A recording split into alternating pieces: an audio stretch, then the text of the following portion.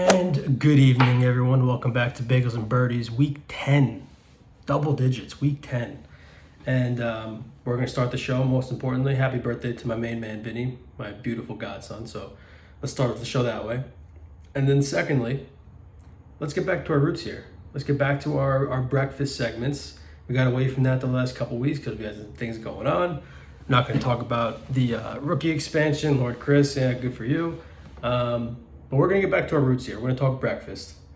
And what do most people enjoy with a nice bagel on a Sunday morning? They like coffee. A lot of people like coffee. And we're going to talk about the three main ingredients to a coffee, okay? You have your beans, probably the most important piece. You have your cream, which is probably an underrated piece. And you have your sugar, which is probably the overrated piece. So we're going to start with our coffee, okay? We're going to start with the beans. Who's the top team? Who is the top team in the MFL right now? Okay, we've got a few weeks left of the regular season. We're gonna have to go to Utes Rebellion. Okay, there's really no way around it. I was trying to avoid it, but you just can't. Okay, he has no receivers. That's a fact. Everyone knows that. His receivers are, if he wins, I would say the worst receiving group in the history of the MFL. It's horrendous, and it doesn't seem to really matter. He's got, a top 5 quarterback. He's got probably 2 top running backs. He's got 1 top 5 receiver. The list goes on and on. So if you're going to want to win the championship this year, I think you're going to have to take down the beans of Utes Rebellion. All right, so that takes us to our cream, okay? What's the cream? Kind of the underrated team that can win. Sometimes if you have a good cream, you really don't need anything else in your coffee. And the cream of this year right now, I have to say, is Murphy's Law. Okay, Murphy's Law has a very good team. Sorry about that. Let me just... Hello? What? He traded who? For what? Oh my God. Okay. Let me talk to some people. I got to see if this is as bad as I think it is.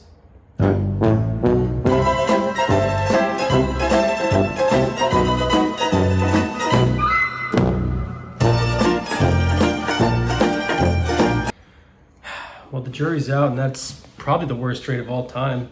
Maybe even second to trading a 5th-round pick for Curtis Samuel, but that's going to change some things. So our cream is going to be Circle the Wagons, okay?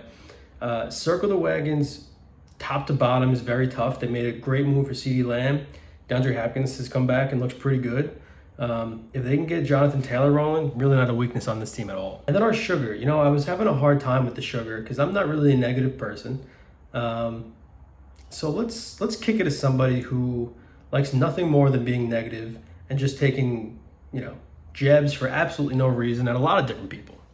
So when it comes to having coffee, you got your cream. Good cream. Then you have your sugar.